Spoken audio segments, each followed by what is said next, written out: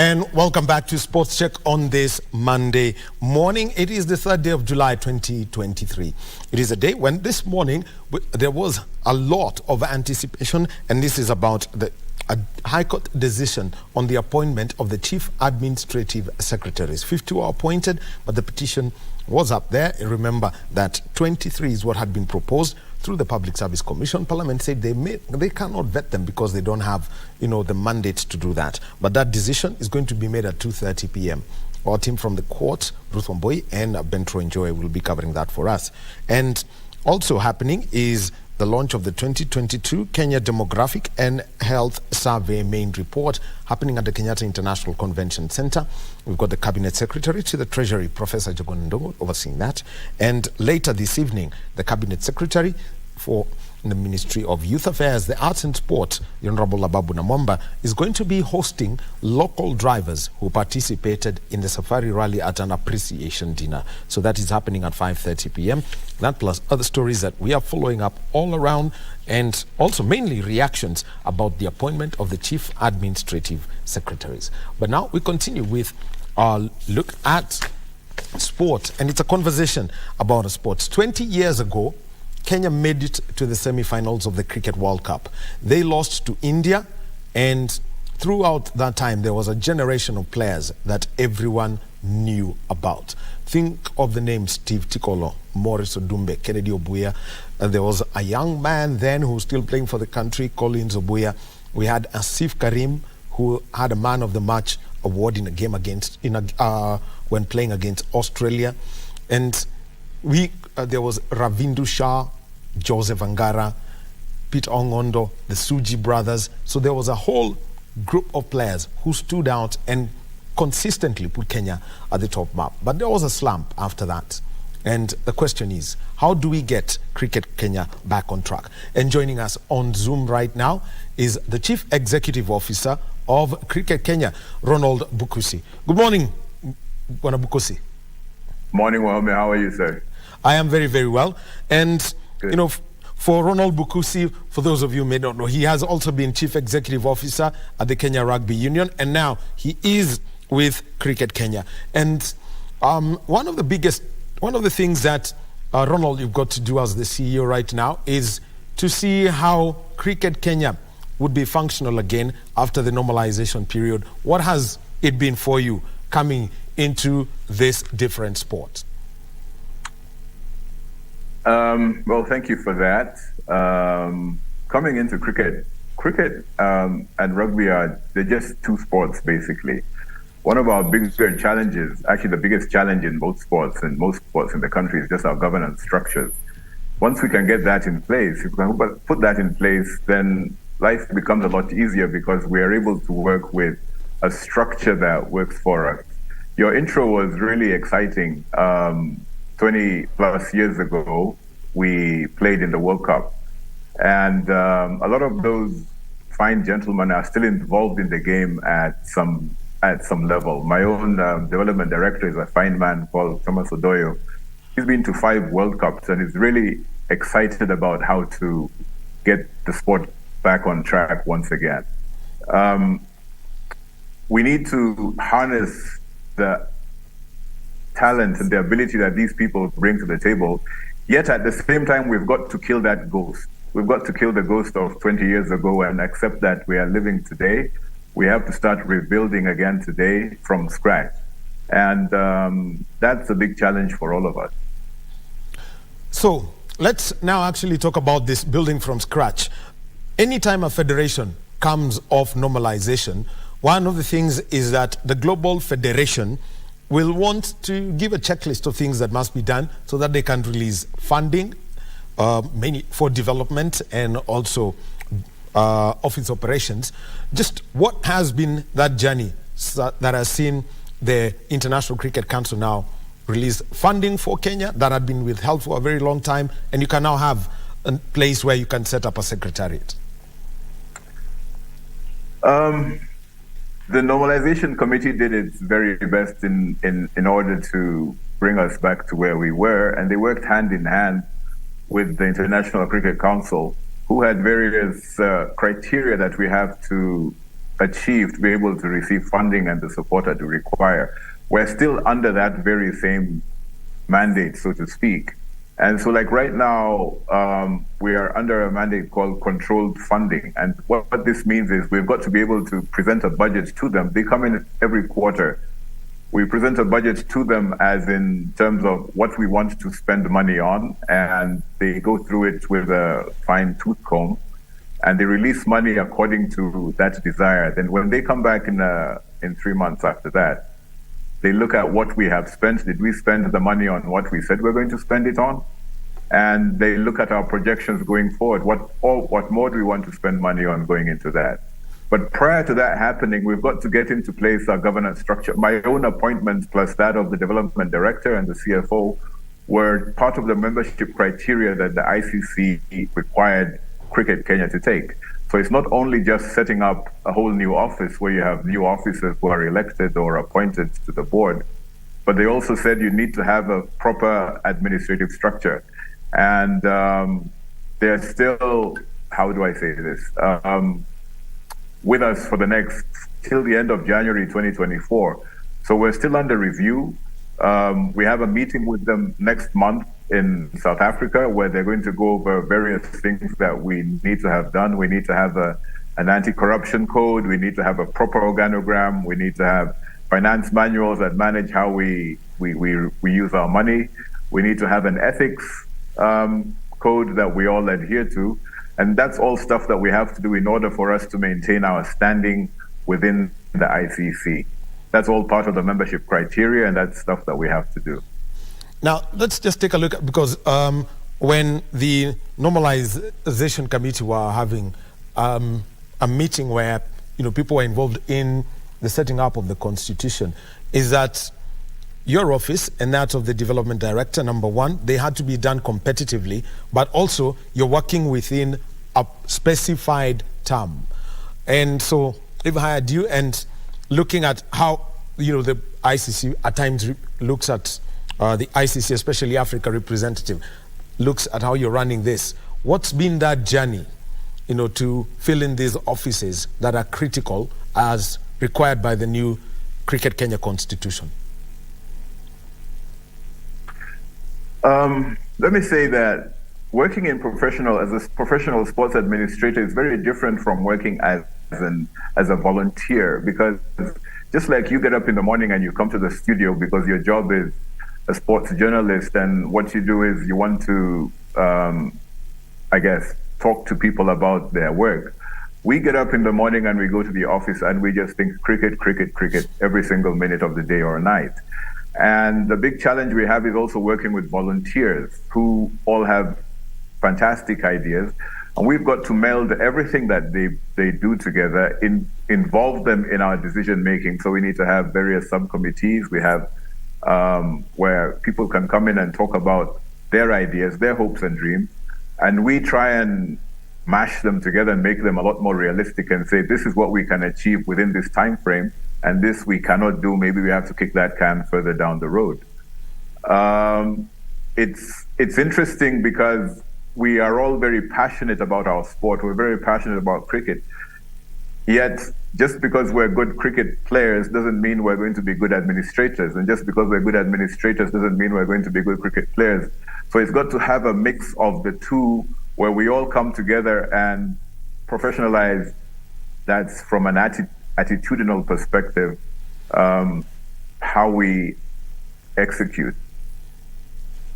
Now, let's just come now and start focusing on the sport, the role that Thomas Odoyo has as development director. So what's the whole strategy for reaching out in terms of the sport? Because the easiest places to do this are, at the moment, you think of Nairobi and its environs. Nakuru also has, a scene. Mombasa has got an active scene also, and we're seeing the game also beginning to grow in Kisumu.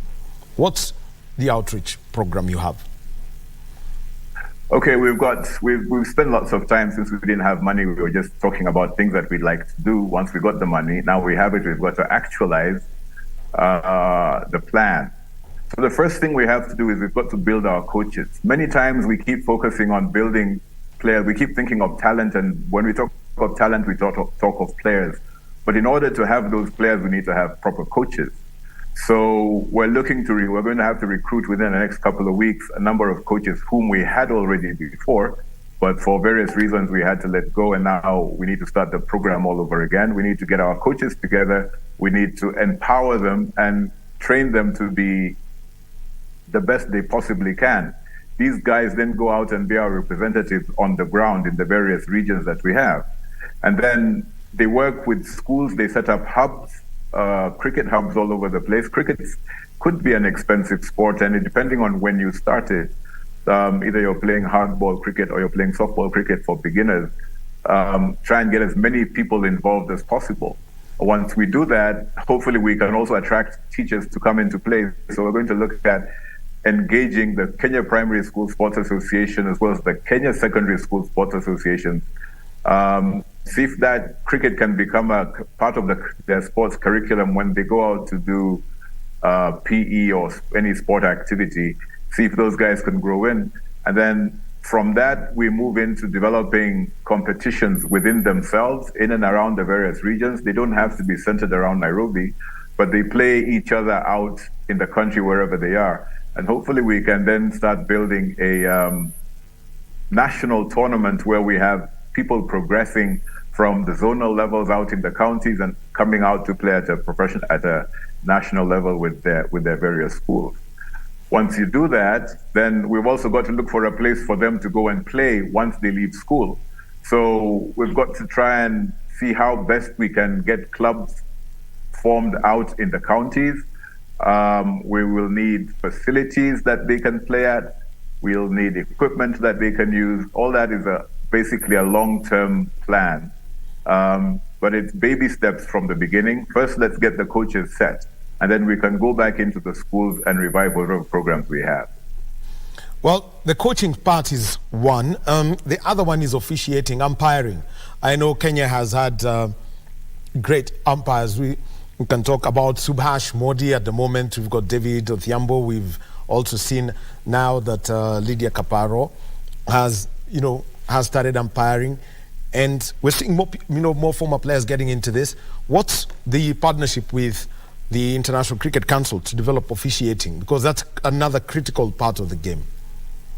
It's a very critical part of what we have. And right now, at this moment, as I speak to you, we have two people who are attending a International Cricket Council umpiring course in Zimbabwe, and that's David Odhiambo and Margaret Moche. Who are from the Kenya Umpires Association. The one thing we need to do is need to train umpires, many more that we have, to bring them out to be able to manage the game across the spectrum of the country. They're really important. We try and involve them in all the activities that we get involved that we do, and hopefully it'll grow. Now, you mentioned about counties here. And what's the support that is now going down to the counties that there is now, an operational office? Because as per the Sports Act now, counties are considered to be the key foundation for any sporting body. That's how the law has been structured. How are you working with them?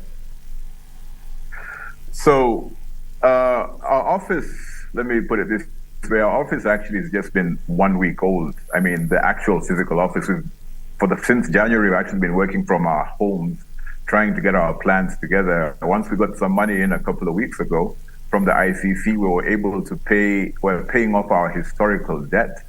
And one of that was opening up our office once again. Now, with this working, we can bring in the county officials, we can bring in the county, the managers, the coaches we have out in the county, and sit around the table and talk about how best we can support them in what they do. Many of them will require support with equipment. I gather we have some equipment in the office that hopefully we'll be able to share with them. Then we have the coaches. They need to be able to go out and attract players to come in, kids to come in and play, or anyone who's interested. There's going to be a lot of communication between us and them try and get them support from their various county governments. There's a request that came in the other day from one of the coaches in, I believe it was Murang'a County, who wants to get support from the county government in Murang'a to help them make a certain trip. So we hopefully can try and run interference from them for them and try and get help them get the support that they require. Because as a national office, we can't feed everybody, but if we can help people understand that, it's sometimes it might be easier to get some sponsorship where you are, which is more relevant to you as opposed to a national outlook. We just have to think differently in how we approach potential partners and sponsors for support. The other one that I would like to bring up, and especially when it comes to the counties, is getting grounds. Cricket is, with the exception probably of a few schools that historically have had cricket grounds, it's domiciled in what we call private members clubs. What's the approach to see that we have got more public grounds? And, in counties where it's coming up, think of Murang'a, think of Homa Bay, think of Siaya, Kakamega, you could have, Kiambu may feed off Nairobi, but ensuring that this grows. And that's a challenge that we face across the board. We would need to approach the various county governments, see if we can get some public ground, even if it's used for other sports as well. If I use Uganda as an example, they have a public ground, so many people play there, but there are different sports that are played at the various stadia that they have in Kampala or I believe it's Entebbe, Jinja, as well. We would need to find get the county governments or schools or various institutions, if they have these facilities, to open them up to us. Sport has got to grow and become more public so that it's a much more public participation thing as opposed to a private enterprise.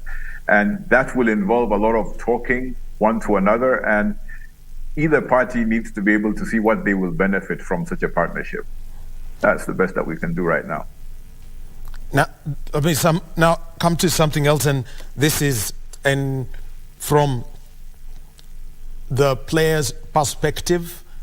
We had the Continent Cup, Africa T20, hosted in Kenya, first event Kenya hosted from the 7 years. What's been, the reaction of the board from having hosted this event, and some of, for the entire Cricket Kenya fraternity, hosting this event and seeing how to get the people back inside the grounds? Yeah, that was a real heartbreaker. We lost to Uganda by one run, I think in the last 20 seconds of the game or something like that. One thing that comes out of that is that we need to play more cricket. We haven't had too much cricket going on over the last 6-7 years because of the various challenges that we have had. And now hopefully we're over that hump, so we need to play many more games. And with that in mind, we have various tournaments planned for us. So like we're looking at going into Rwanda to the East African T20 series in October, in August. Just before that, there's the Africa Cricket Association qualifier, which is in Durban in South Africa. It happens, I think, a week before we go into Rwanda. We do that one, we play that one as well. And this is for the men's team that I'm talking about. And then in November, we have a touring side that's coming into play as from the UK. And then straight after that, we go into Namibia to go and play a qualifier, World Cup qualifier against different other countries. And looking into February next year, we have a touring team coming in once again from the UK. We need to get many more people coming into play. For the women, they've just come out of the tournament in Rwanda. They're going to start preparing very shortly for another tournament in Durban, I believe, Botswana, sorry, an ICC qualifier. Should they qualify there, then they'll play again in in December in Kampala. Our under-19s right now, who are basically, that's our male under-19s who are basically trying to want to join the national team. hopefully this week we'll be going for a high performance training camp in India, courtesy of the Sports Fund, and we're very grateful for that support. And then they come back and go to Dar es Salaam and play a World Cup qualifier against other African countries. Should they qualify there, should they win that tournament, then we get into the World Cup proper, I believe, early next year. So what we need to do is play a lot more cricket, but also more importantly is we've got to build our base so that we don't suffer from, if we have, I mean, you mentioned the great Collins Obuya at the beginning of of this segment here, but we don't want to be in a situation where he decides he's had enough or he's retiring and he's moving on, and then we have another 5, 6, 7 years to look for someone else who can fill his shoes. So we've got to have people on the conveyor belt waiting to step in, or actually pushing him and telling him, you know, we're coming, so you better style up or that's it. So the more cricket we play, the better we become. And the better we become, then hopefully we can start getting back to where we used to be. And maybe we can revive that ghost once again. But right now, that ghost needs to be put to bed. So basically the message coming in from the CEO here is forget 2003, we're in 2023. The house is down, we're getting the foundation right, and so let's not think about the roof. And as we come to a close, I know governance is a very big thing because every 3 months the International Cricket Council has to come in, meet with the Cricket Kenya board. Just give us a general SWOT analysis of how this is going to go for the next 6 months, even as the funding comes, as everyone looks at how the sport is going to be rebuilt. First, you know, with the entire governance structure being set up, reaching out to the counties, and eventually having, you know, activities and people paying at the gates again. I think, in a sense, you got it backwards because the funding depends on the governance. It's not the governance depending on the funding. So we've got to get our governance right first. We've got to get our structures right, have proper meetings, have proper procedures in how we do things. We need to stick to our constitution as best as we possibly can. We need to engage the stakeholders.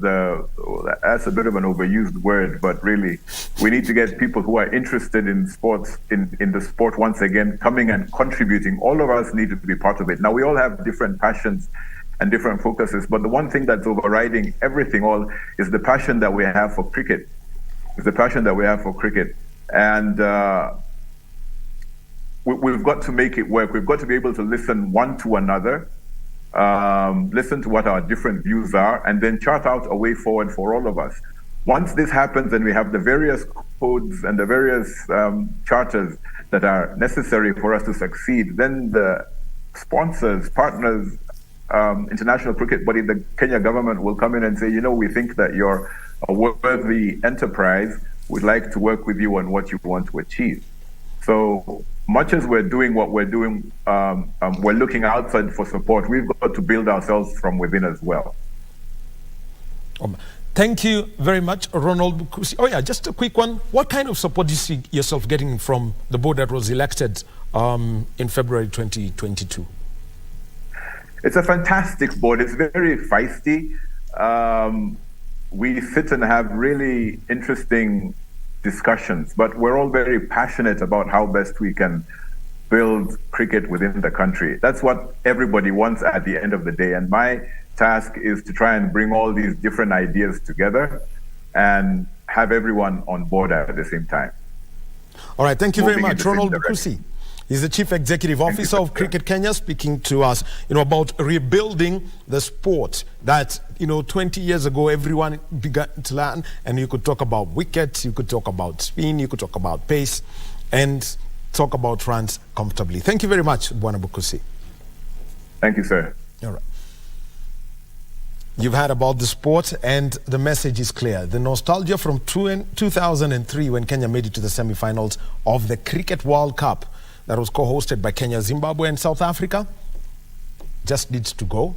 We need to accept that. The past is gone. We're living in the present, and we have to move to the future.